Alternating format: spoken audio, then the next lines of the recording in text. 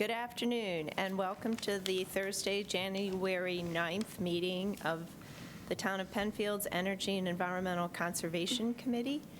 I'm Cynette Cavaliere, the chair, and I would like to have the committee introduce themselves, beginning with Katie. Katie Rygg, committee member. Roy Green, committee member. Pat Schichler, committee member. Cheremeteff, committee member. Steve Daly, committee member. Sarah Waterman, town staff liaison for the engineering department. Matt Prinzing, town staff liaison from the planning department. Okay, very good, thank you, and Happy New Year to everyone. We'll start our agenda with the review and approval of the minutes of the December 12th meeting. Can I have a motion for approval? Motion to approve the minutes from December. Second. Okay, are there any changes or corrections needed? Okay. I wasn't sure of there was a date that was correct, if you go to the old business, section 6, Mayor's Monarch Pledge, the town was approved for 2024. I just Yep. didn't, was that like? That's correct. Okay. So between between January and March of each year, we take the pledge, which means that we're making the commitment, and then due by December, I think it's 2nd every year, we have to submit our completion items to confirm that we've completed it. So all of those items were completed for 2024. On that note, I will also share that we have gotten approval to submit for this year as well. Okay. Thank you. Okay, it. based on that, Matt, do you want to do the roll call? Sure. Daly, Aye. Cheremeteff, Aye. Schichler, Aye. Cavaliere, Aye. Green, Aye. Rygg. Aye. Okay, those minutes are approved. Started the standing report of the Monroe County Environmental Management Council. I submitted my report this week from the December meeting. The topic was agricultural and farmland protection, and I was really proud of this because this was actually my topic. I got to recruit the speakers for the topic, so it ended up being informative to me as well as for the rest of the team. Giving you quite a detailed summary, which is actually the notes from the person who is tasked with writing the minutes for that committee. So some deep dive, and also included some links. Most interestingly is that they are in the midst of this update of the Farmland Protection Plan, and there'll be some public opportunity to interface with that for 2025 as they complete the process.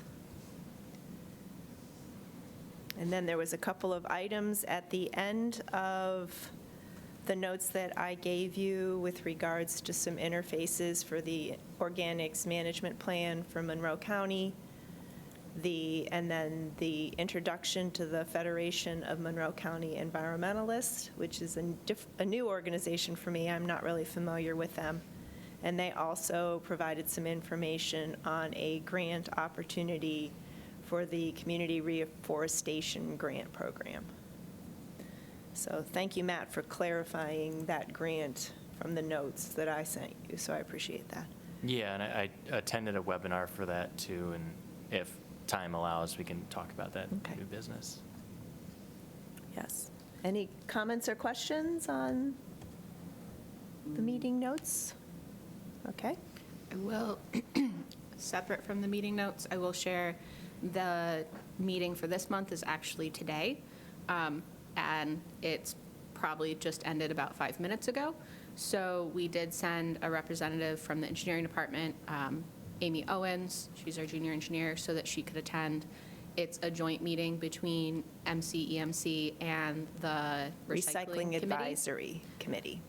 For the county, so we felt that was beneficial to have someone there, and she's attending in Cynette's place this month. Yes, because it's a joint meeting, the two organizations alternate who hosts, and their meeting is this week at an earlier time frame. So there was no way I could get the whole way across town and back in time for this. So thank you to Sarah and Matt for finding somebody that was willing to go. It's probably one of the best meetings of the year because we learn about what's recycling's going on in the county and all of the efforts. So she will have received the full update on the organics management plan, for example. So it'll be fun to hear what she thought of that. Yeah. Thank you. Okay, review of required items, town development projects. There are none for review at this time. Okay, great. Request from the town board. There are no new ones for review at this time. Okay. I can tell you, however, separately, previously we recommended the adoption of the Renewable Energy Code to them. They did adopt that last night. So as soon as that is approved by, or signed by the Secretary of State, the moratorium on, that we currently have on commercial solar and residential land, Ground mount. ground mount, thank you. Ground mount solar will end as soon as that's signed by the Secretary of State. How long does something like that usually take? A couple weeks, Oh, it's not bad. yeah. So thank you on behalf of staff for your input with that and all of the work that you put into it, because there's been so much work put into that over the years, and you helped get it over the finish line. Was it adopted as is, or was there any changes to it? It was adopted as is from our last meeting's items. Okay, perfect. Very good. Okay, are there any clean energy community actions? There are no new actions at this time. However, I will share, and we'll get more details later, the EV community campaign has some dates coming up in February and May, and the Clean Heat and Cool Savings campaign, which is the essentially energy efficiency heat pump campaign, that has some dates in January and May. So we are continuing with those campaigns, working with Color Penfield Green, and we are continuing to get submissions of completed projects, which is great. Okay. Have you seen an update from the state in terms of the funding for the program yet? So currently, we're not expecting an update on the funding. We're waiting for the version 4 to come out. And right now, they're holding any submittals until that comes out. So there hasn't been an update on the timeframe. The expectation is this first quarter of the year. Okay, but there will be a version 4. That, yes, there Okay. will be a version 4.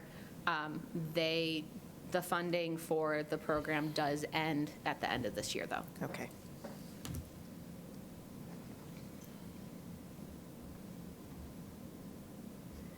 Okay, so we'll move on to old business, and our first item is the EPOD code. You guys want to provide the update and where we are as of the last meeting process? So based on the last meeting, we did provide the recommendation from the committee that the town board move forward with setting a public hearing date, and they set that for February 5th. If there are no substantial changes between now and the 10 days before that meeting, then they will continue to have that public hearing on the 5th. If for some reason there are any substantial changes that change what is enforced, who's required to have a permit, those types of things, that may delay a public hearing. Okay. Separate from that, if you guys are happy to, we can go through the remaining comments on the draft amendment. Okay, seeing All right. nods. Yeah. Aye. You want to lead that? I think we're just down to a couple areas, right? at this Well, point, there's right? new comments as well, so I just want to, this first one here from Stephen, I3A no longer exists as the code has been revised. Also, I agree that it is unclear how exemptions 5 and 6 apply or whether these two exemptions are necessary in light of the 0.5 acre limit. So,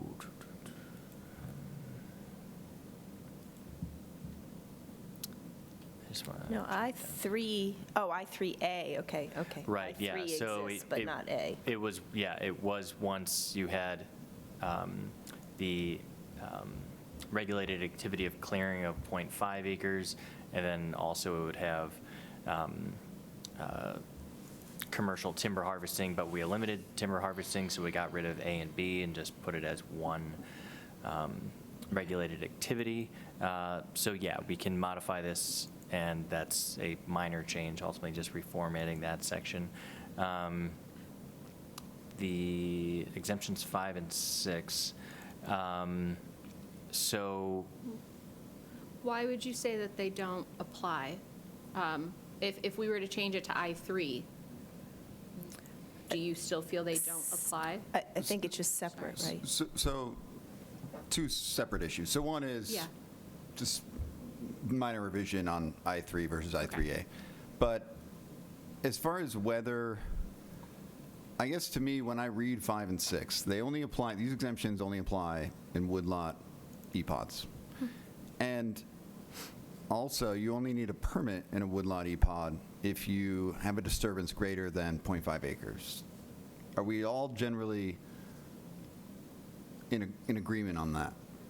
If it's 0.5 or more, Right. yes. Yes. So to me, these exemptions seem superfluous in the respect that you still have to comply with 0.5 acres per the last subclause of that, and they comply with the limits set forth in I3. Meaning, why do we also need these exemptions? sure. Okay, Because, that makes more sense. yeah, I can see that. Is it because you're trying to call out the activity of firewood for personal use? Is it more of the activity, or is it more about the size of the disturbance area? Because So- I actually agree on the disturbance area. Like, it doesn't matter what you're doing, as long as you're not disturbing cumulatively over a half an acre. It doesn't matter what you're doing. Yeah, I think it ended up being the two clauses that we were all, or that I know Roy and myself and Steve apparently also were stuck on, is if you exceed half acre for firewood use and/or for landscaping, does that go ahead and trigger the need to file for the permit as said in section I? Not the way it's worded now. but- Not the way it's worded now. Right now, it's. Well, no, it is worded that way now because it says except for if it complies with the set forth. So maybe we just need to reword that and state it'll be exempt until it triggers. Right, and that's what's So maybe that's missing. what, just Yes. tweak the wording a little bit. So But- no, I think it depends what our intent is. If Okay. our intent is for any trees for firewood for personal use only is an exempt activity, no matter the acreage, then we would include it in exempt activities. If any amount of landscaping on a residential, and an occupied residential property for landscaping purposes is completed, no matter the area, we would keep it as an exemption. If the agreement is that anything like landscaping or firewood over half acre or over needs a permit, then we would remove it from exemptions. Right, and I think that's where it seems interesting, because if we refer to section I3 minus the A or the B, in I3 it says also, hey, remember there's an exemption, but there's no real reason to link them if in this section it's truly an exemption, or if in the other section over or 5 acres or more is included no matter what. So I I think, see, yeah. And you know, so yeah. it's referred to in both sections, but it's like not making sense why are they necessarily linked? And I think my belief I would love for us to say that any action greater than half an acre, regardless of intent, Yes. is Any- included. Pertaining to those two items? Yes. Or including all exemptions? I would say all exemptions, right? Like whether it's lawn maintenance or gardening activities or landscaping or whatever. If you're disturbing a half an acre cumulatively of any of them, then you need a permit. Yeah, what's to say someone doesn't use that exemption to clear cut a property and say, I'm just landscaping it. Exactly. It's going to make it look pretty. right? What about the removal of dead or deteriorating trees or vegetation? Maybe that one is okay? Would Does that you, make sorry, sense? would you speak closer Oh, to the right. microphone? Sorry. Just so it's recorded. Yeah. The number 4 is different, right? Like if they're dead and dying? Well, I think if it's over a half an acre, you just get a permit, Fair. right? I mean, like, you're going to take out a couple dead and dying trees, I get it. But if you have a ash borer infestation and you got to clear it out, then I think, So it depends. If you're clearing over half an acre because it's dead and dying, and you get a permit, you are now required to meet the replacement property. And is it reasonable to expect residents to replace these dead and dying trees that they have no, it's not their fault they're dead and dying? Can they have an exemption with proof of ill trees? Like Sorry, it can be of over what half an trees? acre, but they have someone, like an arborist, come out and verify that? I mean, do we want to go down that road? I don't know. I think the question is, do we want to go down that road, and what is the potential expense to like a resident? Right, Because right. that would be my biggest concern of if I lived in Penfield and I had to have an arborist come out to my property, what is the expense that I now have to pay for that arborist to tell the town that a tree is dead and, like, trees are dead and dying, and I have no, like, I didn't cause any of that, like, Right. I don't cause the ash Yeah. borer to come around, whatever. Yeah, reading through the exemptions, I only think 5 and 6 would result in wholesale cutting or clearing of trees of that nature. The rest of them seem far more incidental. I would add to that, and I agree with you, Cynette, that under E, exempt activities, it also says subject to a determination by the authorized official, which to me gives me confidence that most of the other exemptions won't be able to be abused because it will ultimately be subject to some higher authority. well, how would they know? I guess that was your point, Matt. One of the responses, like, an authorized official, it's great, but unless you're doing a application of some sort, how would the authorized official know what you're doing on your property or what you're doing on your property? So there's a few ways that that can happen, and there are ways that it would be missed to not be clear with both sides of it. Generally, when an action is taken in town that requires a permit, or it's questionable if it's requiring a permit, if the resident or developer does not come in on their own to the town to get a permit, most often a resident or code enforcement is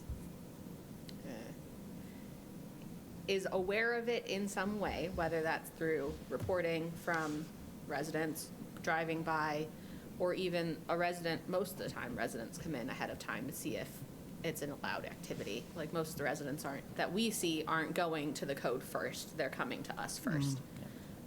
Obviously, there's probably residents that we don't see, but those are ways that the town would be notified of something going on, separate from someone coming in and saying, I would like a permit.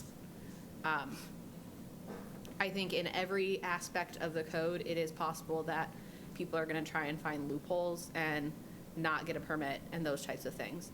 What we want the code, and the town attorney wants the code to be able to reflect and handle, are the majority of the situations, and completely unreasonable, like, I just clear cut my property. And Oh, but the what's trees are all going on. dead.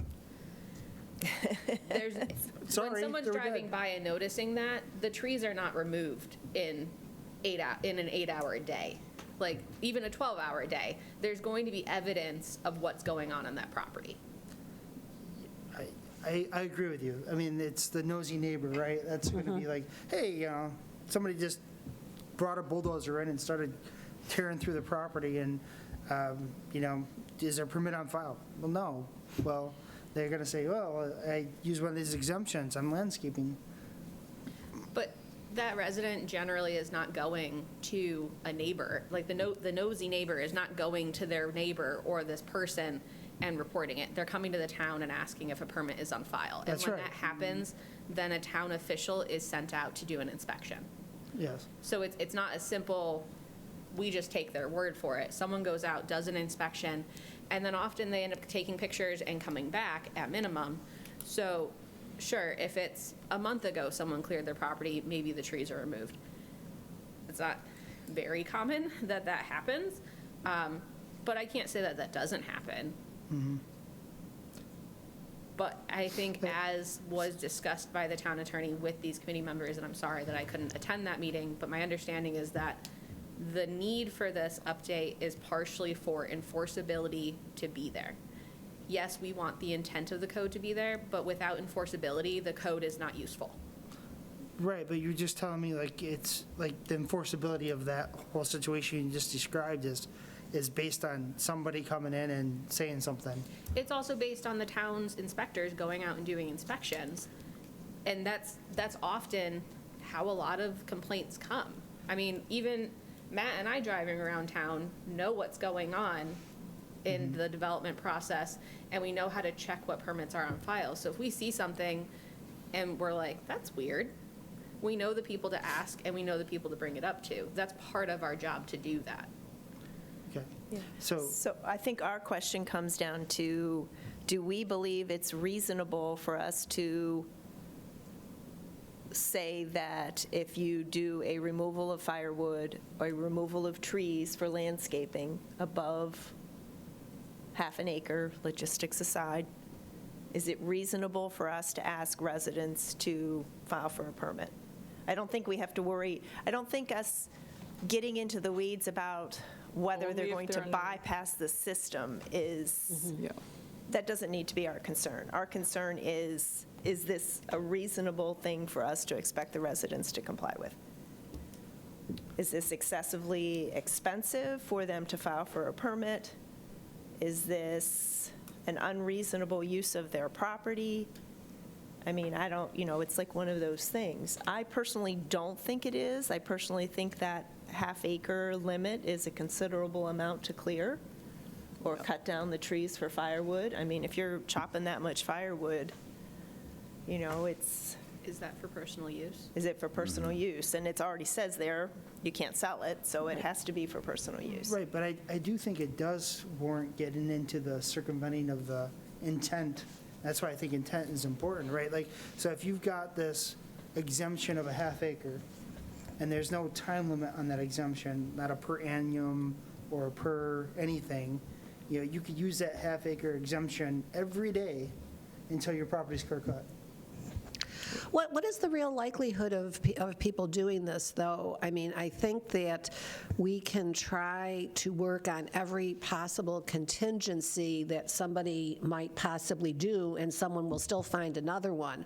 Sometimes maybe something has to go forward, and you look at, well, this is happening a lot, so we really need to close up if we think this is a loophole. And I see you're trying to prevent it before, people are taking advantage of it, but, So in my mind, it's not like preventing it from taking advantage of it. I think there's a gaping hole in the exemptions, the way they're worded now, with no time limit on it, without, and maybe the compromises in the comments that we've been going back and forth a little bit earlier today, on a little bit farther down under the I3, maybe there's a compromise there that we could look at, but in my mind, it's like, if you don't do that, like, it's almost like saying, hey, it's allowed in the code because it says you can't do it, or it's not allowed in the code because it says you can do it. Like, it's like, you either got to say you can or can't do it, right? Like,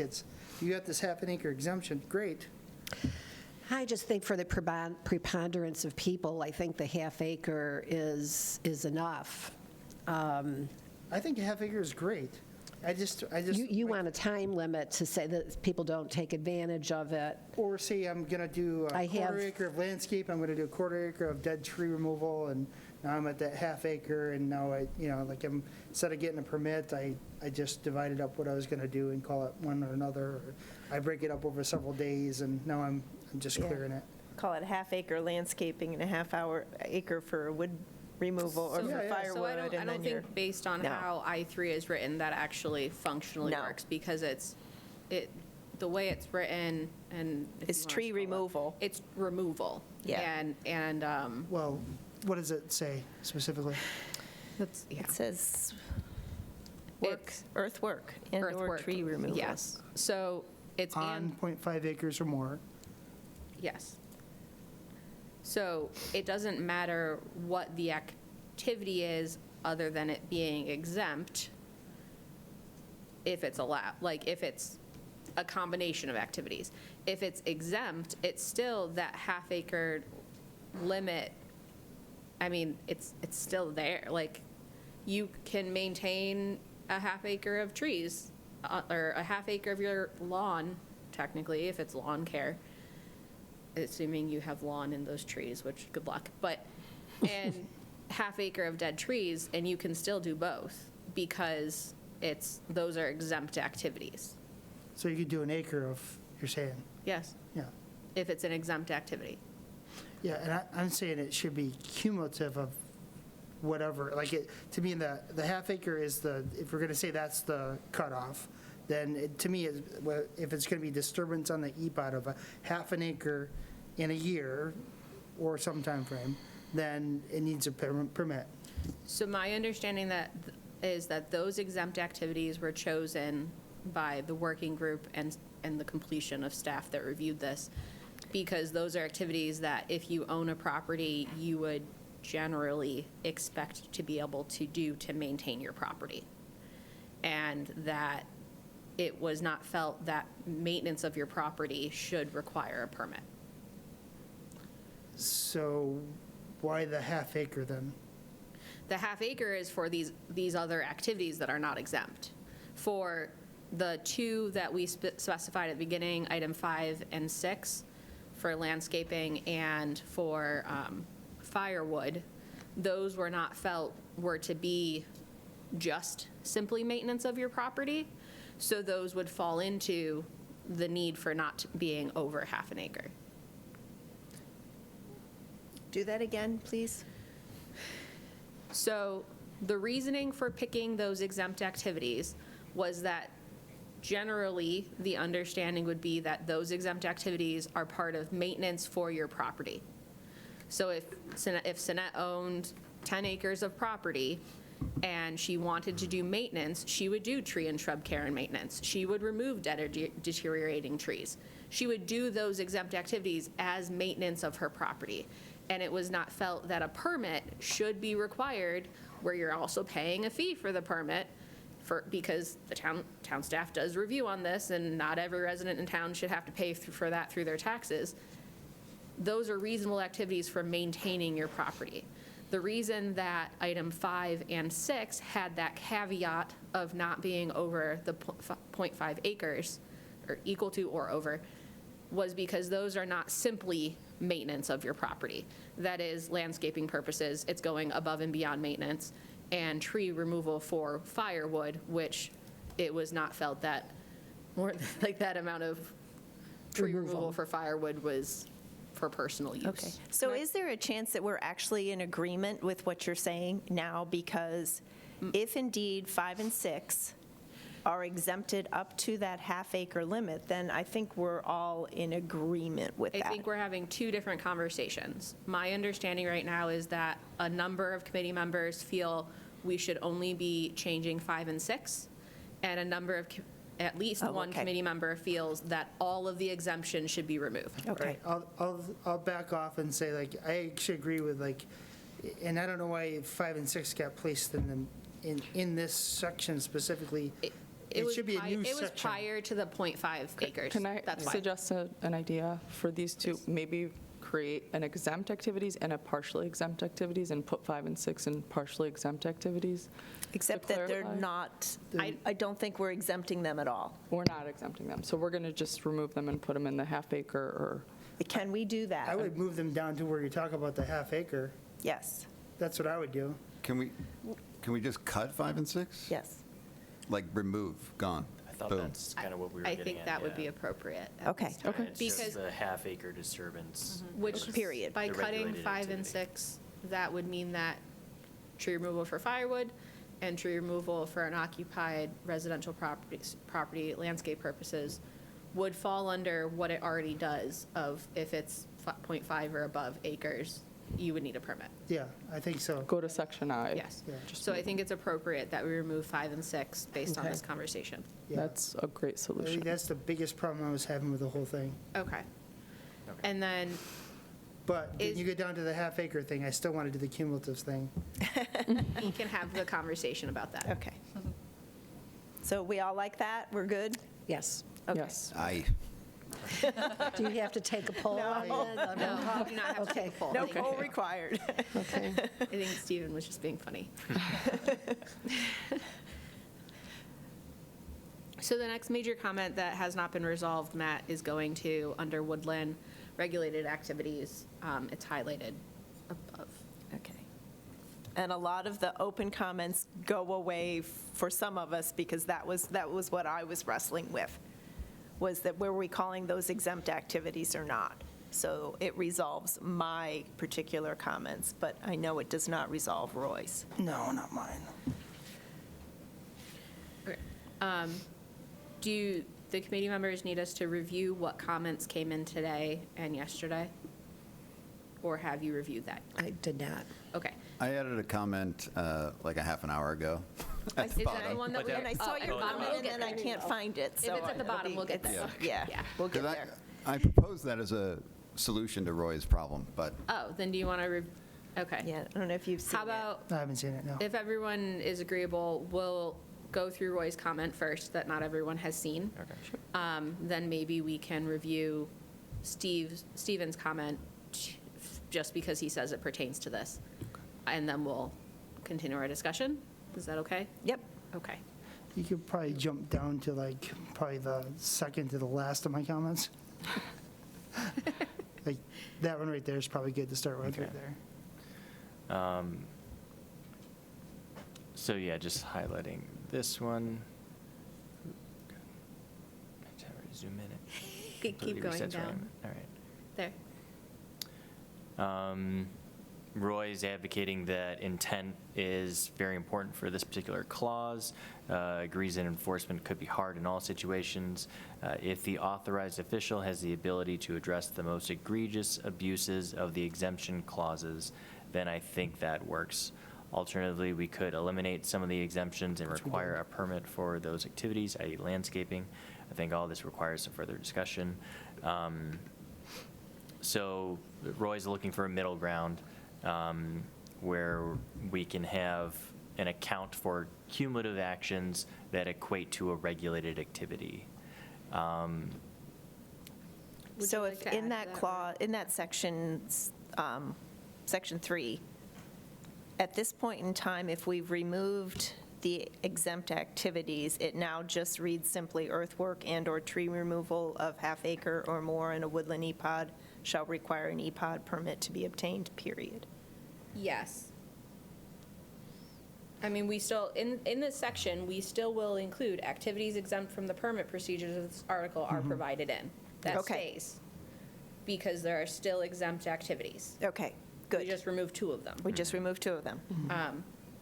And I don't remember which day Roy put the comment in, but the above comment within that section also referred to a timeline for cumulative impact, which my understanding is, say this year you take out .49 acres, next year you take out .49 acres, and so on. So you're not meeting that .5 acre minimum for a permit. The concern is that he feels our code should address cumulative impact in that way, right? Okay. Right, and it's not even about, I think a year is, like, if you think about a permit, what is a permit? Is A it like a year? So I'm okay with a year time frame. So within a year, if you take out .49 acres, I think that's okay, and the next year take up .49 acres, that's probably okay. And that's within standard permitting, or in this case, exemptions. But my concern is if you use that exemption every month, or every day, or every, like, Steve, where is Steve's last comment? it's Because I think you probably addressed. further down. You addressed a time frame there and I think I did as in well. kind of like- an eloquent, You offered, I think, eloquent way. It's the one 3 years. today, Roy, with language to the following? Yeah, that's the one. Okay. Somewhere in there. I don't even know if I It's was almost replying at to the right it's almost, comment. if you get to the very bottom and work your way back Oh, up. there. Oh, God. Yeah, they kept disappearing on me, and I it guess was it's like, show more, or so, I don't know. I see it. zoom in or out, Show more right there, yeah. There it is. okay. So no person shall segment, divide, or phase regulated activity within woodland EPOD for the purpose of avoiding Oh, okay. the That's what special yours was. Okay. requirement, the permit requirement in section I3. How would you feel that would be enforced? And compare that to my comment, or for my language that I said. So from, we'll put aside enforcement, because I think that is related to everything that we're talking about here. But I get a little bit concerned about trying to be so specific about the time frame, because it's going to vary very much on the circumstances. So to me, I think what we're really trying to do is prevent people from taking advantage of the code. And I think, Roy, your concern is legitimate, because as a lawyer, if a client came to me and said, I want to disturb 0.8 acres, how can I avoid that requirement? I would suggest phasing it, because you might be able to avoid a permitting requirement. And so to me, this language, though, would give me pause in instructing a client to do that, because they could be violating the code. And so to me, if there was a situation where a property was being developed in phases and a neighbor raised an issue, code officer goes out there, and it turns out that it has been in successive phases cleared, then it would be up to the relevant authority, the board, to make a determination as to whether there was actually some intent to circumvent the code, or whether the time frame was reasonable and it was actually two separate projects. So to me, this is really, I think, trying to prevent the most egregious cases while also not being so specific in tying ourselves up with trying to draft the perfect language to prevent this activity. Yeah, can we contrast this language with my Yeah, last where is suggestion? yours, Roy? It's right in that same section, I think. Is it in one of your comments? Yeah, probably. It might be in the I think other, it's Because I was trying to the above find out. one in I3. I don't know. I can't Yeah. remember where I put it. If you scroll Your recommended, in that section. That one if right you there. Yeah, Where it's- where it just said I agree Okay, with Cynette. go up You top. said I Right agree here. with Cynette. Yeah, that one right there. Yep. Okay.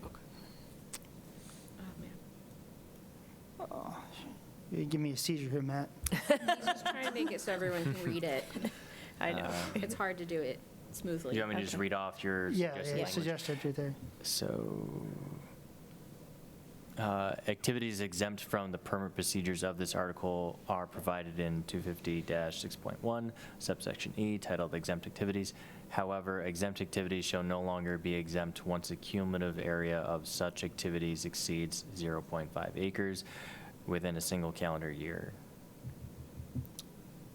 So it's, I think I understand that better. I'm sorry to Well, say. that's what phasing, that I phasing would just- imply the timing, but, I mean, Right. I don't know whether it's clear or not clear, but yeah. And the following year, they could go out and do the additional. which is Right, but fine. yours had the time frame in, and I'm sorry, my first thing is your average resident reading it, so you wrote it in terms of, if you were an attorney advising a client, you would understand that immediately, and that would close up that loophole, but for most of the residents trying to use that, I would have difficulty. I guess to me, this understand almost seems like yours it's more. almost subject to abuse more so, because now it's not even clear. I mean, it is actually clear that I can go out and take out 0.4 acres of a woodlot and then wait a year and then go take out 0.4 acres of a woodlot, which to me, at least as a member of the committee, is not really what I want to encourage or have occur. So I'm not comfortable with a single calendar year, because it says by implication that you can actually do that every 2 years, then take out more than an acre. So again, it depends on the intent. If you have somebody trying to develop a property, having that calendar year in there is certainly going to upset, there are development plans. If you're talking about somebody that's in it for the long haul and say, well, if I, keep doing this over so many years, then 5 years from now, I'll be able to sell it without, or develop without any worry of permits. Yeah, it'd be kind of a weird project if you think about it. But if Yeah. you're a resident and you want to, clear some area or whatever, it's your property. I mean, we're saying a half an acre is the half acre. If we all agree that that's an appropriate exemption, then it's fine in my mind. But if we think it's not appropriate. You're fine with the year. Yeah, I'm fine with a year, because that's how long a permit would be anyway. And if you're going above the half an acre, you have to get your permit, and you're subject to the replacement. Is there timing in a permit? Sorry. No, a permit would I should be. clear. So a permit, the time frame in a permit, if you begin construction activity, you generally, it's a year for completion for like a C of O or something like that. If it's like an EPOD permit, I think that does fall separately of if you start construction, you have whatever time period to complete that permit. So if you got a permit today, you have whatever, and tomorrow you start construction, you have whatever time it takes to complete that. What do you mean by whatever time? Yeah, what does that mean? You So, mean like, it could take you a year to complete It could take you 10 it? years to clear half an acre, and that would be Okay. acceptable. It's whatever that is. If it's a building permit that, like, you're building a structure, you have that time period, that year for completion before you have to renew your permit.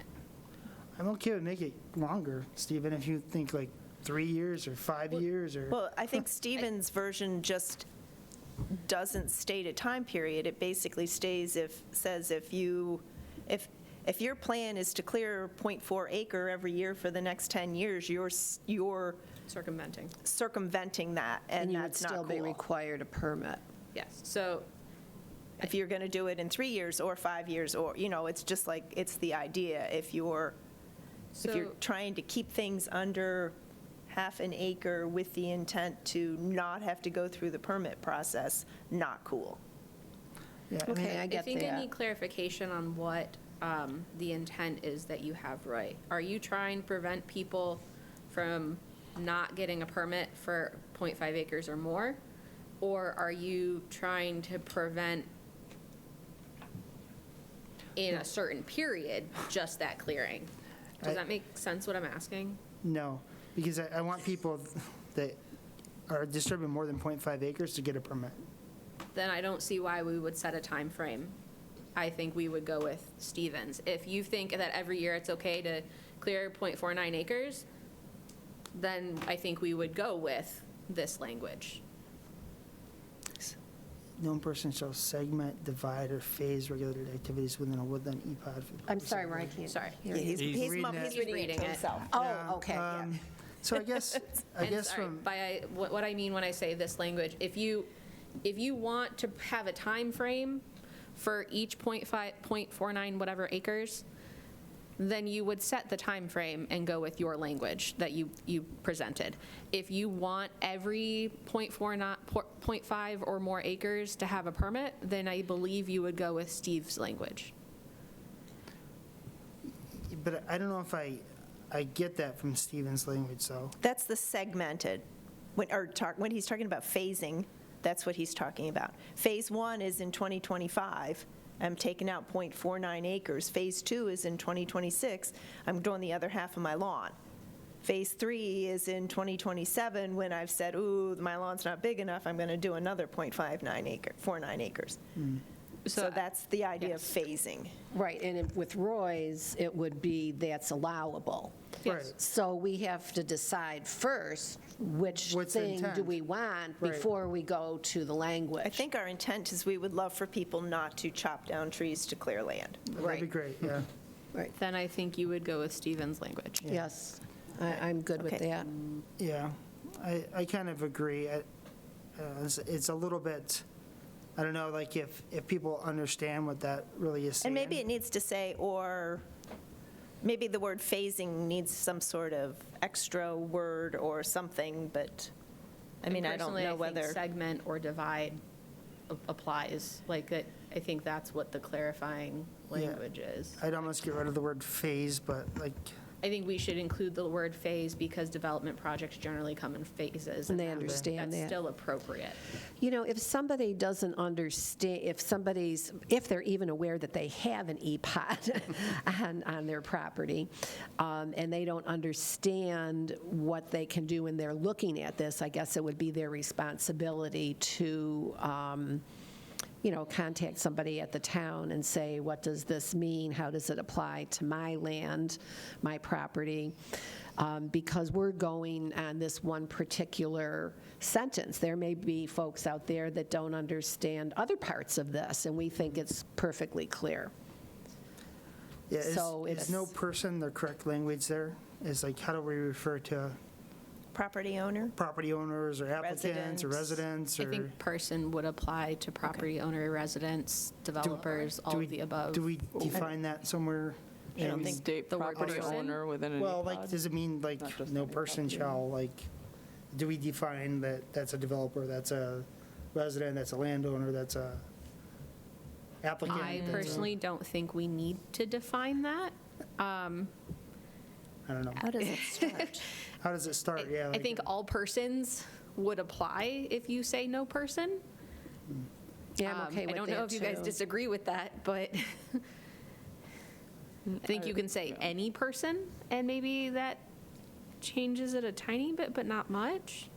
I'm trying to peek real quick. We don't ever really refer to People is what I'm Rather getting at. than. property owners 'cause as entities. It's not, really the subject is activities. Yeah, I was gonna say, Activities you could can't go be back to sub- It could be a activity. lessee, like someone divided leasing the or land. phased. Yeah, I like So rather activities than better. no person, it's no activity shall be, Segmented, divided, or phased. Regulated activities. Phased Okay. regulated. right, and With that, the intent to. right, because then you could have like a property owner could do a little bit, and then a developer could do something. Right. And Exactly, yeah, so yeah. this do the activity. Or it might be yeah. someone leasing the land and they don't own it. Yeah, Right. exactly. Anything. Right. Shall be. Yep, I like it. I guess that's what was And bugging it me, should but be segmented, divided, or phased.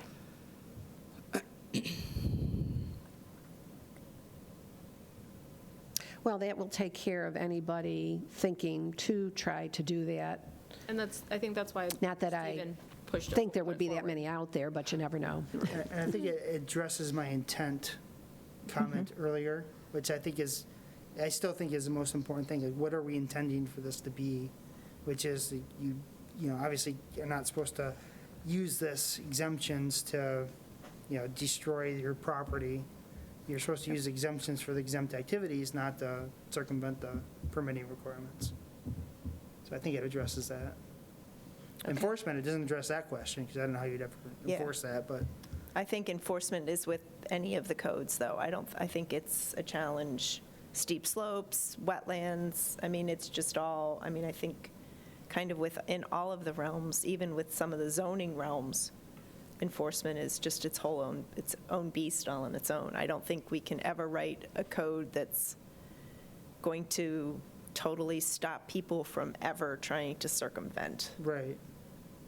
I think in Yeah, like that the was my most point egregious earlier. cases, like what you're trying to address with this Right. suggestion, it's an improvement. It is. Because when code enforcement goes out and they see that, activities have been compounded and phased on this property, they now have this language to rely on and say, Yes.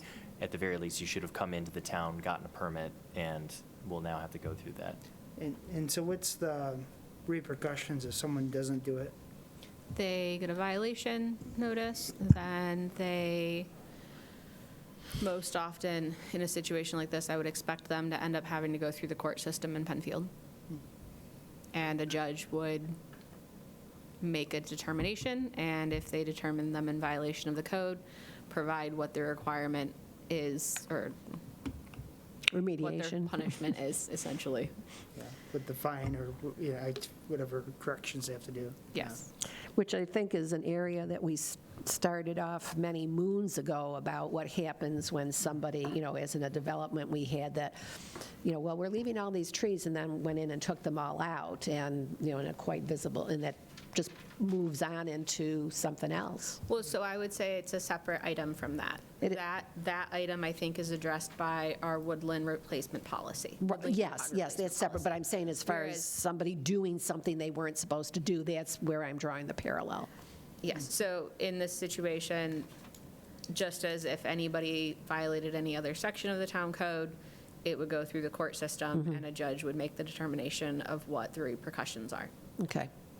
And we cannot, to my understanding from the town attorney, define what those repercussions are because it's not our place or our code's place to tell the judge what they're going to do. Okay. Okay, so looking at where we are now, Matt, do we have any other open areas? I don't believe so, unless there Okay. were additional Yeah, comments just made is elsewhere. anybody aware of any other openings that we have not personally resolved? I guess I just wanted to make Verify sure that some everyone was language? fine with this Okay. language as written. I just Let's do made that. a minor change. Originally, it was kind of self-referencing back to I3, but this is I3, so I Yeah, changed yeah. that it's for the purpose of avoiding the permitting requirements, which, Looks good. Yeah, good suggestion, Stephen. I like this. I like how it ended up. Thanks, As long guys. as you got rid of the person, because that was Yeah, bugging me. well, and we need to noodle through it. Yeah. That's why we're a group. And it's really what I was getting at too, is like, it's the intent. We need the intent in here, like, so, yeah, that's good. No, this is good, I like it. Okay. Okay. Okay, so, move into the woodland replacement policy. yes, please. So I think the main well, there was an original kind of thread here that was dealing with just kind of the wording here of when a regulated activity is unavoidable within the EPOD, and originally it first spoke to the 1 acre, or for every 1 acre of replacement, 25, or 1 acre of earthwork or tree removal, 25 trees had to be planted. All I did was kind of restructure the wording here so that instead it states that tree replacement is required when a regulated activity is unavoidable. The number of trees to be replanted is calculated based on the exact acreage of disturbance above 0.5 acres within the woodland EPOD, so it's making it very clear. Be equal to or above. Sorry to interrupt. It should be equal to or Okay. above.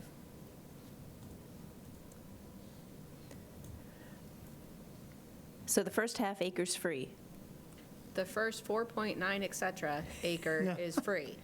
.99999. Seriously, Just we've so had we all agree with projects that. come in at just under like a threshold before. Right.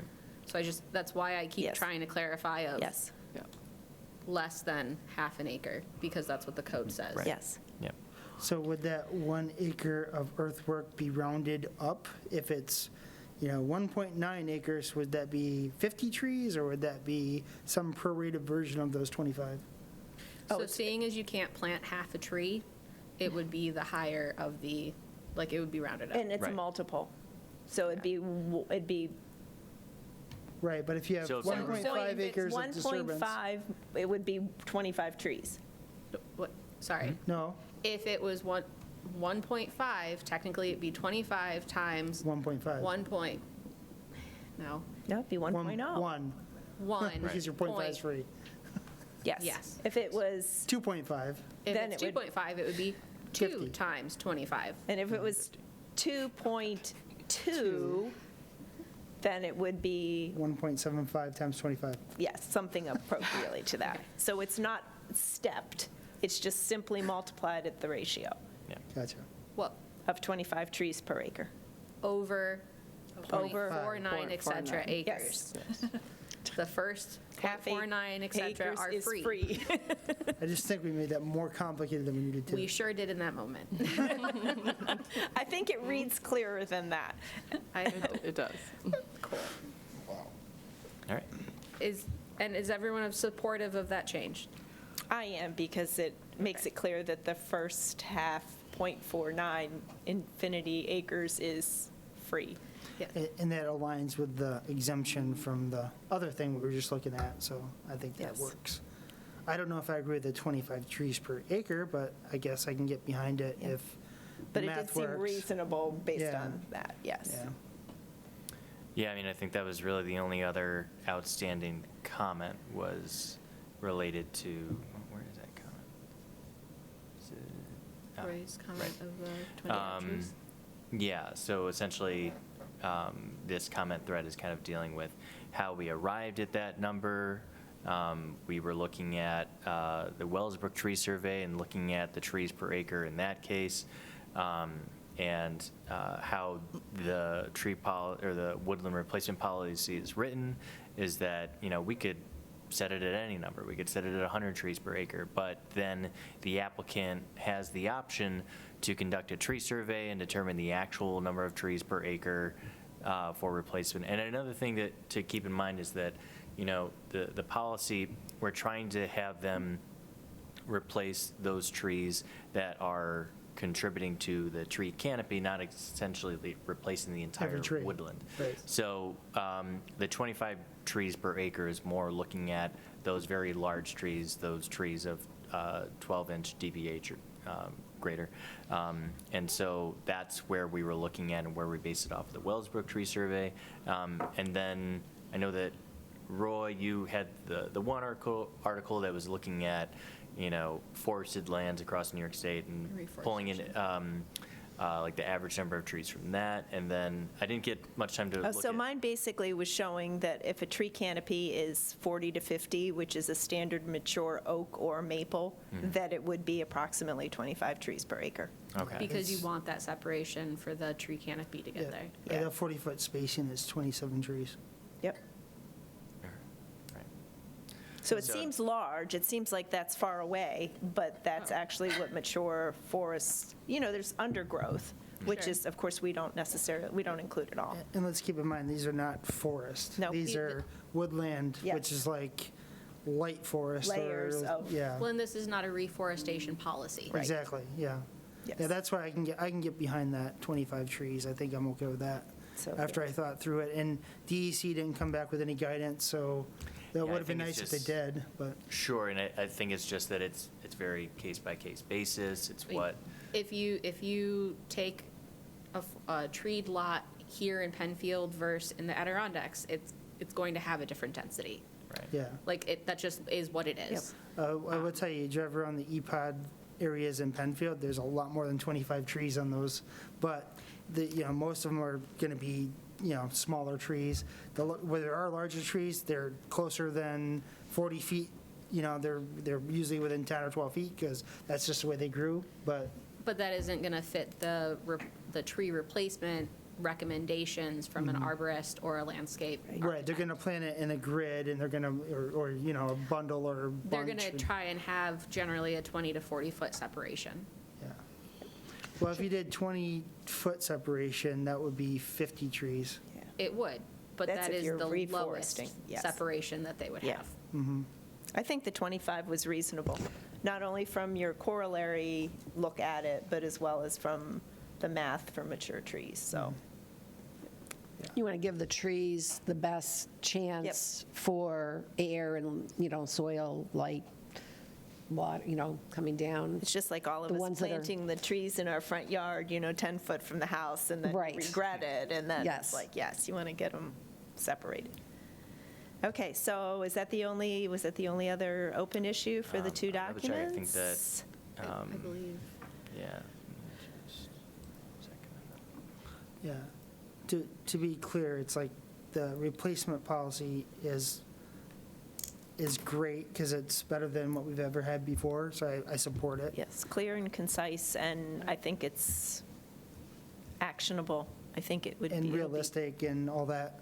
So I will say that, but I also say like the forest or the woodland lots that are getting taken for development and used on various properties, there's a lot more than just the mature trees, and this EPOD code doesn't address, native shrubs and wildlife and all this other stuff, the biodiversity of those areas. So we're not replacing those biodiversity areas.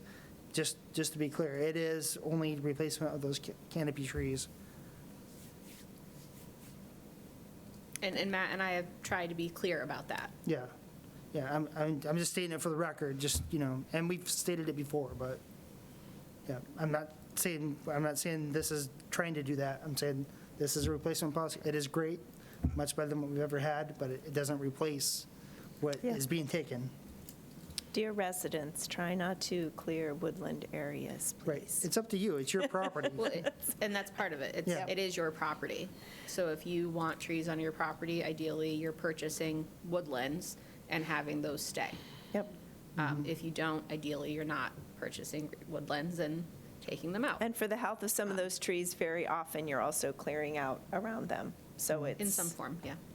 It's kind of the dichotomy of development of, I love the poison ivy on my trees. They're great. it's our favorite. You need some goats. Okay, so do we need to vote to seal the deal on these two documents?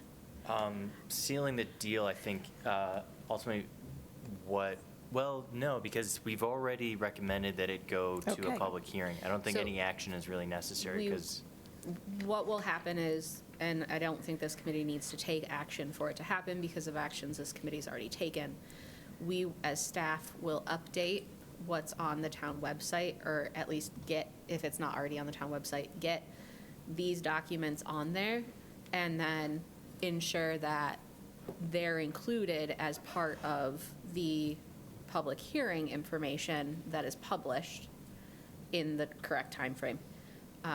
And then this will be the document, assuming no comments at the EPOD public hearing, that the town board would end up moving forward with a resolution for.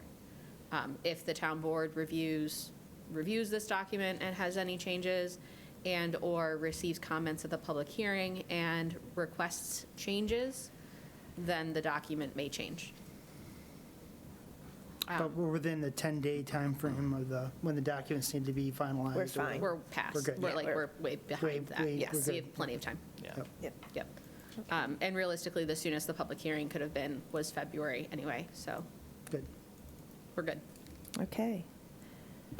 So, given that, let's move on to the Arbor Day celebration discussion. Yeah. Great. So Matt and I would like to start by sharing some information about what we've already done, and then open it up more for discussion. So we, as part of Tree City USA and by direction of the town board, we are looking to do an Arbor Day celebration every year.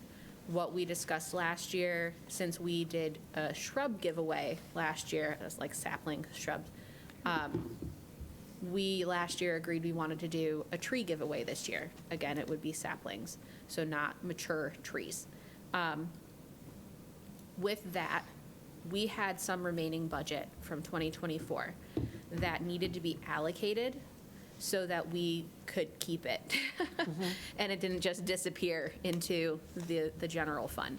So because the county has already opened up their catalog for the purchases this year, Matt and I worked together to pick trees that we could purchase and allocate the money for, so we can spend that money from last year. And the trees that were chosen were white spruce, red bud, and red maple. Sorry, eastern red bud and red maple. So it will be 50 red maples, 50 eastern red bud, and 100 white spruce. These were, we originally considered a different option for the evergreen, and it was recommended by the company that we generally purchase trees from, like full-size trees from, not to go with that type of tree because there's a current infestation that causes issues for it. Of the So- white spruce? No, not white spruce. Oh, So of the I one think that you was wanted to- Douglas fir. Douglas. I Oh, wrote got down it. balsam fir when we talked. We did talk about balsam fir. The company, there was a reason we didn't do a balsam fir. I'm sorry, I don't Essentially, remember. white spruce was the main recommendation from them. Balsam fir was a consideration, but ultimately their highest recommendation was either white spruce or the Canaan or Canaan? Canaan. Canaan fir, but that wasn't one of the options, so we just Okay. went with, I think that was it, is that they Yes. clarified that balsam fir is fine, but we would, more recommend either the conifer or the white spruce. Is like, well, they actually have white spruce, let's just go with that. And they said those two options because they generally do better within this region. And that is our preference, that these are Yeah. more likely to survive. So we felt that white spruce was appropriate. All of these trees are native. The red maple specifically is like the Town of Penfield tree, like the town tree. So we felt it was appropriate to continue with that. But we wanted to give an option, a newer option, and that's why we also included the red bud. We chose the number of 200 to give away because that worked out last year where we gave away almost all of them, but we had some leftovers that were planted at a town park. That would be the same plan this year. If there are leftovers, we would likely plant it at a town park. But ideally, residents will come and take all of them. Because of the timing for getting these trees, the date for the Arbor Day celebration was chosen, and that is April 26th. That's a Saturday. So the items that are up that we need to kind of figure out are if committee members can attend this giveaway and help participate, what the timing that day is. So do we want to do it 9 to 12, 10 to 12, like what timing? At this point, we do not know for sure if the event will be in conjunction with the electric vehicle show, but we are hoping that they can coincide. The planning committee for the electric vehicle show through Color Penfield Green, they're working on that right now to sort that out. With that, we'll also want to figure out advertising, how we want to handle that, whether we do it just through social media and the town website, if we want to do flyers anywhere. Last year, we talked about signs, and that was kind of a back and forth. We didn't end up doing like the yard signs. Yes, we did. I thought. Yeah, you did. He Oh, did we his. did. You're We right, did. We did. We just did. I thought it went Yeah, back we and were forth trying to because we were figure trying out- to figure out a different, like a reusable method, Yeah. and we Right. just did not find a financially reasonable, like method for I that. think you did a reduced number of signs last year, so you just did a few. Right. Yeah. So those are kind of items that are open for discussion, and feel free to give any input with that. I will also share in conjunction with the Arbor Day celebration and the money that was left over last year, we had enough to allocate money towards 6 to 7 foot, 2-inch caliper red maples that will be planted at Rothfuss Park. Good. So those will be planted probably the week before.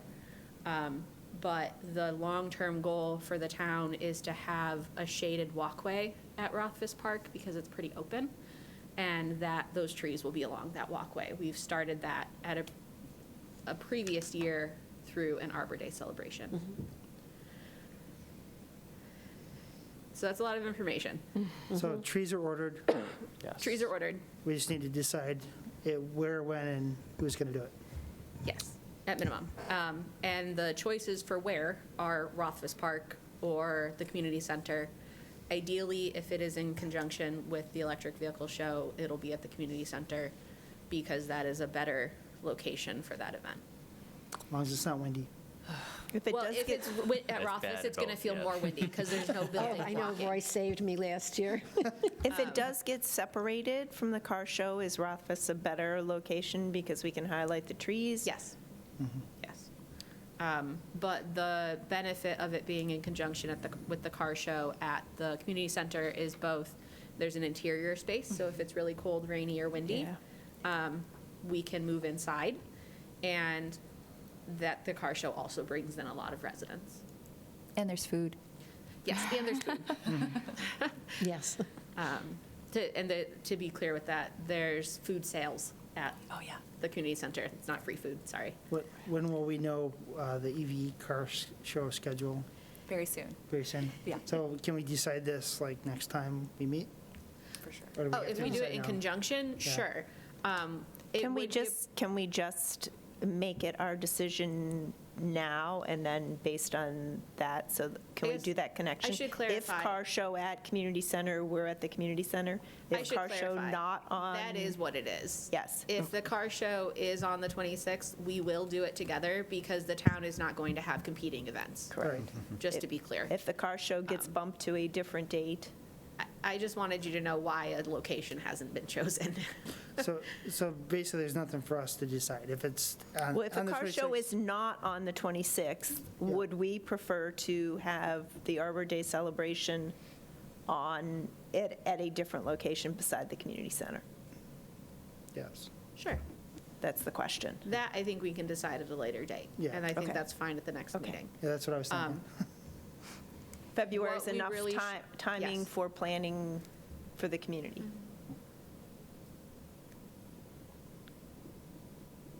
We're going to know sooner than that, so worst case, I think Matt and I will send out an email. Okay.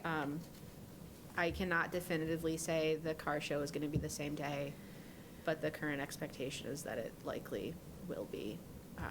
They're trying to get their ducks in a row with that, and Matt and I started earlier than we normally do for multiple reasons, but specifically because we needed to allocate money.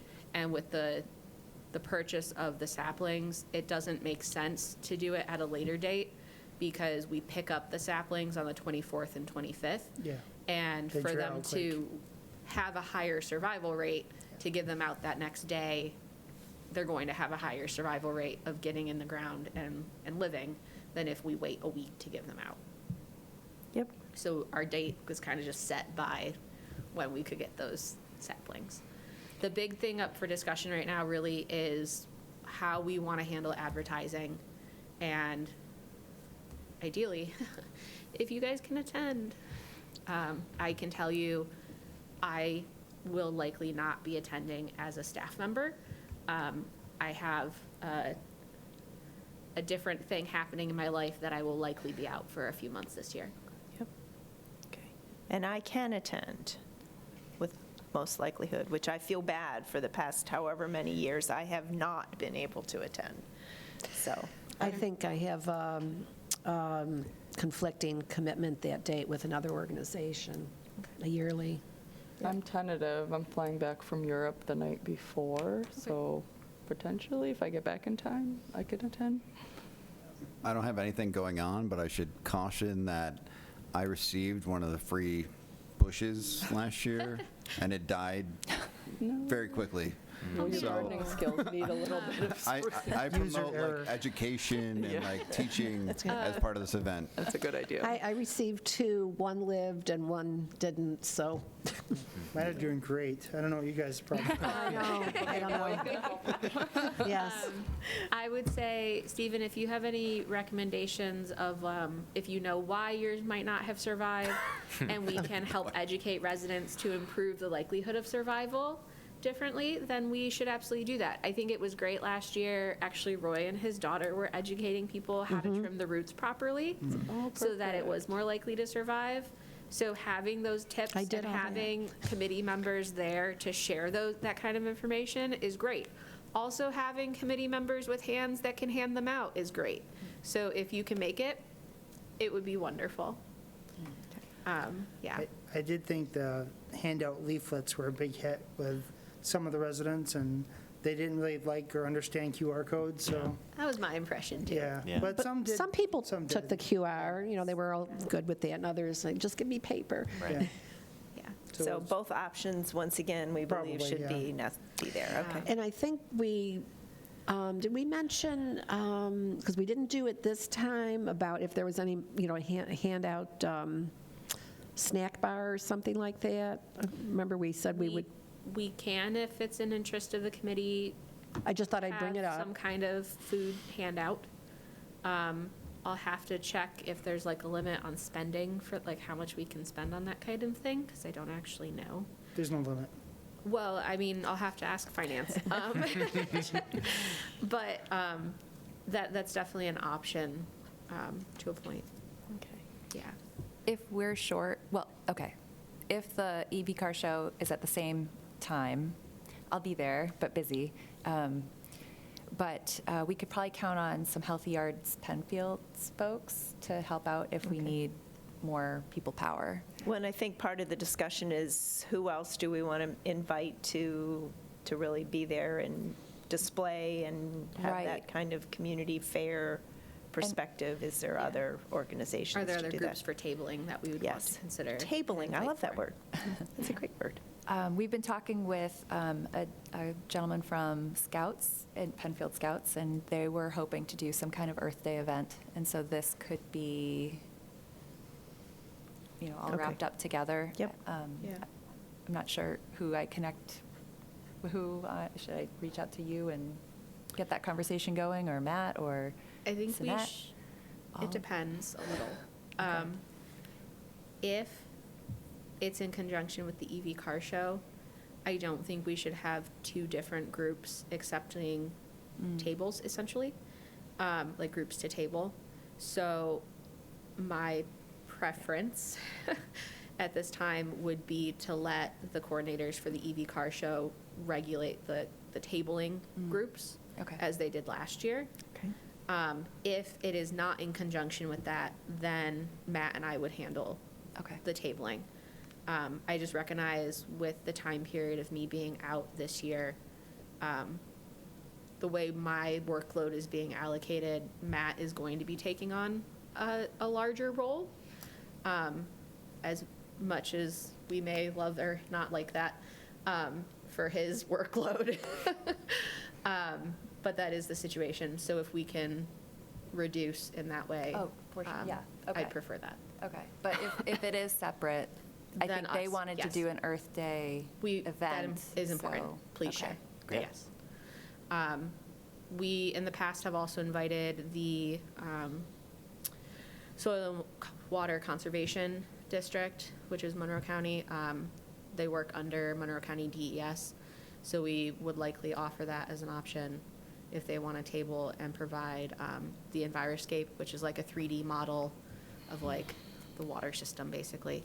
It's really great for kids especially, things like that. I think we should partner with the Penfield and Webster school districts to get the word out. They all have kind of social media and newsletters, and it would be family friendly, so. Sure. Yeah. Okay. Are there any other decisions we need to make on Arbor Day right now? For advertising, is it in favor of the committee members that we do signs, like yard signs again? Does anyone feel that we shouldn't do that for some reason? There is some budget for those types of items. I think what we did last year was perfect, because we get rid of all the trees, or all the shrubs. Yeah, we seem to have done Okay. What done did you do enough. last year, Roy? There was there a sign here at the town Yeah. hall? And, yeah. I think we Yeah. ordered 10. Yeah, there's a few. I didn't recover them all. Oh. So that's why I wouldn't advocate towards getting reusable signs, because they could disappear. They would So- likely. Right. So I think I recovered like 6 of the 10 that we had. So. How else would people know? Is it going to be on the website, on the town's website? So we will Yeah. share the information on the town website. We will likely share it on social media. That's what we've done in the past. Perfect. I am not the only person that's of the world in this committee, so I wanted to be able to open input from you guys if there's other advertising means that you think would be beneficial. Talk to your neighbors. Is it going that way? Please. Too late. Oh, it's too late. What did the signs say, the 10 signs? They had announced that there was the Town Arbor Day event, what the time, date, where the location was. And- So we were kind of struggling with how we can create a reusable sign. We thought about like a QR code on there that we then- could update year after year, but ultimately if the sign doesn't have the date and location of it, then we didn't feel that it was. We kind of that laughed at informative. distracted drivers trying We to did, capture a but we also had QR all the code as information. they went by, thinking not a good idea. Got it. So we did use a QR We code did, last year but as it was, well. but we added the data in case it was people kind of going by too fast. Sure, right. If you're walking by, The yeah, you can QR code. walkers yeah. would- Or if it's at a stop sign, like, you are more Yeah. likely to be able to get that than if, like, I mean, a you're lot of just the driving down the road. locations I set them at, there were sidewalks, they were at the community center, town hall, areas where there was some walkability there, so. So it had the pertinent information of when, where, what it is, and then it also had the QR code so that if people wanted more information, they could potentially get it. Roy just brought up a good point. If we're going to do this every year, then we should, Well, so Matt and I discussed the rec book brochure, the due date for the one that's out now and will be out for April is the very beginning of December. So what we are working on finding out is when each year the date of the tree sale is, or the plant sale is from the county, because that's where we get our shrubs and trees from. It's pretty consistent though, isn't it? It is, so that's why we just want that confirmation. Yeah. So it was the end of December, like, I think it was about halfway through December when Matt and I started the conversation of the purchase. Ideally, for next year, it would be December or November that we start this conversation so that it can get in the brochure. So they put it on their planning calendars for next year in that late Yeah. fall area. Yeah. That'd be good. Because people do read that. Well, and, I mean, we, in conjunction with Color Penfield Green, put a full-page ad in it this year for our community campaigns, and that is no additional cost because it's the town. Oh. If Color Penfield Green wants their own one-page ad, they do have to pay for that. and we did. And they did, yes, sorry. But because it's a town event, we wouldn't have any additional cost to put it in there either, Right. so. Yeah, it's a free source of advertising. Why not take advantage of it? You just got to be Absolutely. faster. Yes, we Yeah. just have to do it sooner. Yeah. And the rec department has a weekly newsletter, right, that goes out? Could we That's a good advertise in question. there? Okay. Matt and I don't actually live in town. You'll have it on bulletin boards by the I think library and such? there is a communications person, right? Do they have standard communication Communications director, protocols? So we yeah. could tap into that and figure out what's more The appropriate. communications director was very helpful, and the town's website team with updating this Arbor Day website was new for 2024, and it'll be updated for 2025 once we have more of the pertinent details set in stone. And yeah, so this will be the point of contact for Arbor Day information on the websites, where any of our QR codes would go to. And We could then ask in the terms of- supervisor to include it in one of his weekly, Monthly? monthly? Oh, they're monthly. Yeah. His monthly message for the appropriate time period? Yeah. Yeah. I know this isn't an outstanding decision or work that needs to be done on Arbor Day, and you've already decided on the red maple trees, and I know a shaded walkway, it's kind of nice to have all the same sort of tree, but is there any thought, or could we think about in the future some other sort of tree so that we're not planting a monoculture that's come up with Color Penfield Green mentioned that'd be it great. in a couple years previously when we did that big planting of trees, because then, you get something like Dutch elm disease that comes through and, Dutch maple disease, then they're all gone, No, I agree. Okay. Maybe our arborist, Our landscape landscape architect, Consultant? Yeah. consulting could recommend something that might go nicely with it. Sure. Okay. We have a couple more agenda items. Can we try to get through a couple more? Yeah. The next one is the Mayor's Monarch Pledge. So we did get approval to continue with that through this year. The proclamation for that will be part of the Arbor Day celebration, along with it'll be a combined proclamation with Tree City USA, or an Arbor Day proclamation. And staff are currently working on what projects the town feels that they can reasonably pursue this year. I believe Matt previously sent out a list of what options there are. I think at minimum, town staff needs to whittle that down first. Yeah, there's a list. It's 29 options on their website, of which half a dozen are fairly achievable.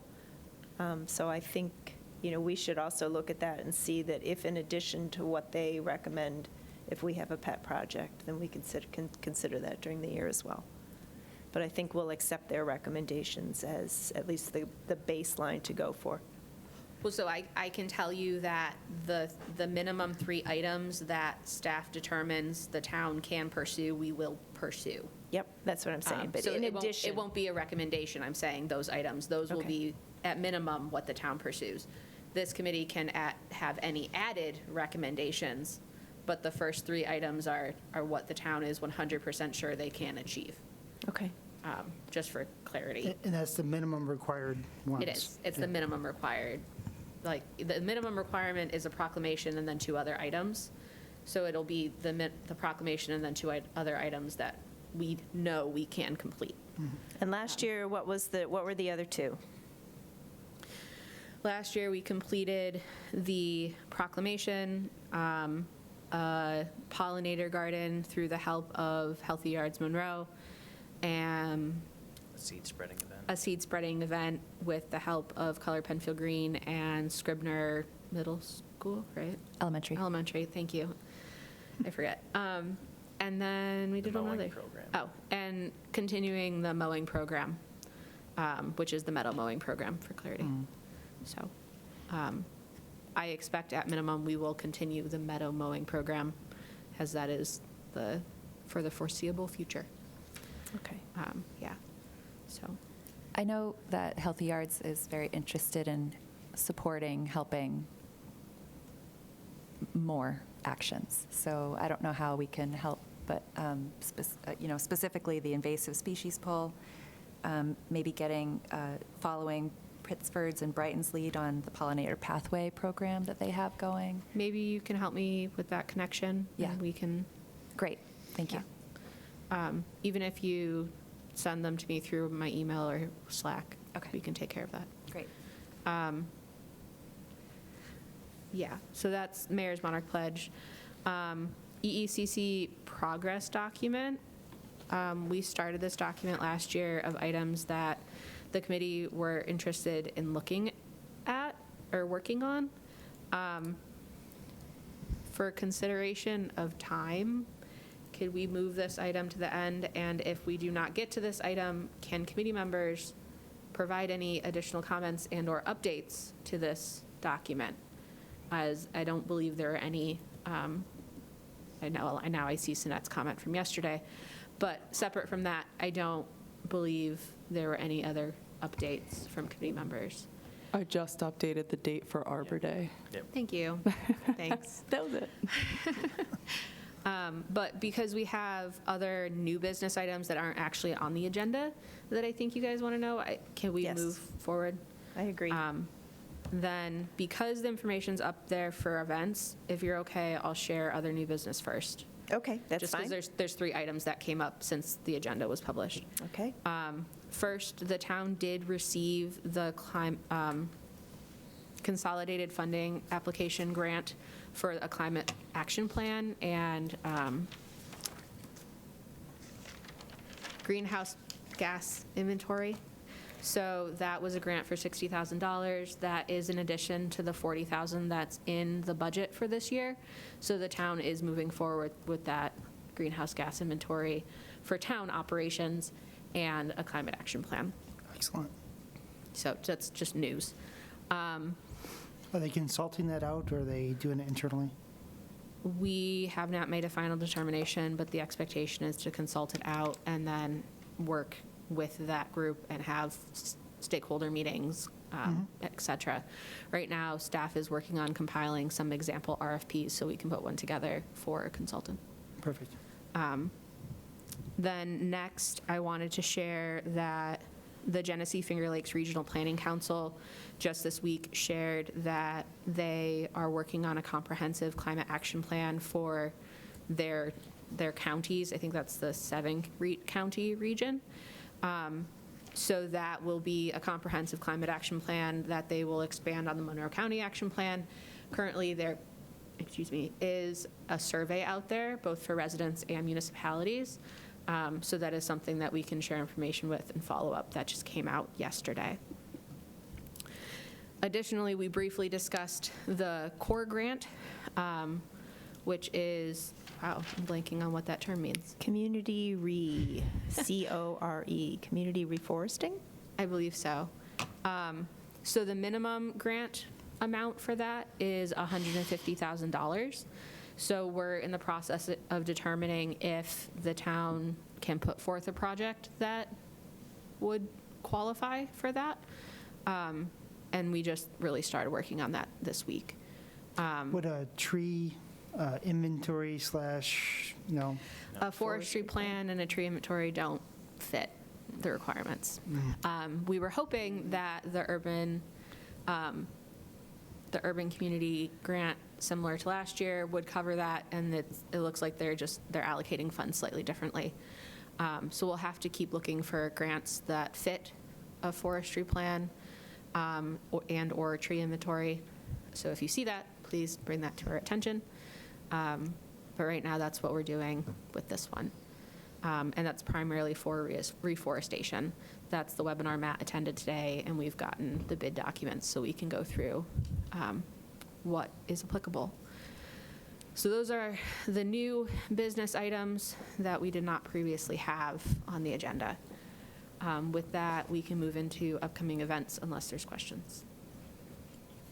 Seeing No, but I none. appreciate the amount of effort that you guys put forth into developing grant applications. That's Thanks. very, And we did receive 4 grants in 2024 towards sustainability. So that's the most we've received for sustainability so far. Have And you put those on the website so people understand that we're doing this or you're doing this? Not at this time. It's my understanding that the desire is to put them on the website when we actually start the projects and not in the planning phase. So Yeah. once there's something to see, separate from we got an award. Well, I think it's important to announce it, and then it's important when the project starts, and then when the project's complete. It's I kind of getting will multiple bites share of the that apple. information. I don't disagree with you, but that is what I was directed. Ah, So and I also do at least want to mention that it's notable that at least, I think the last grant was a climate smart grant, and we did receive it without having the climate smart. the 60,000 from the CFA was, from the consolidated funding application, was a Climate Smart Communities grant. And we did not need to be a Climate Smart community to get that grant. We had enough points separate from that. We didn't need those bonus points. So well done. Okay. Since we are at that time, just make this will get published as well, right? That there are several upcoming events that are in that arena of the community, I lost the word. They are relevant to the town in the energy and environmental community capacity. I would like to also address that there is a weatherization class that is not included on this list, and we'll see what we can do to share that, whether it's updating an agenda or providing the information separately. And the details for that would be in the Penfield Recreation Catalog? It is, on page Okay. 30. There you go. Yeah, so just so you have that information if you don't already. It's part of the series for our community campaigns, but it doesn't count as a community campaign. We're also providing NYSERDA energy efficiency kits for nice. attendees, and they're free. Yep, so that would be a great class to go to. Nice plug. Yeah, sorry, I know we hit our Especially since time, that touches but- on the energy side as well as the environmental side. So Yeah. I think we appreciate that. Okay. Is there any other topics or business that needs to be mentioned at this time? Okay. If not, then I will call the Thursday, January 9th meeting of the Energy and Environmental Conservation Committee adjourned.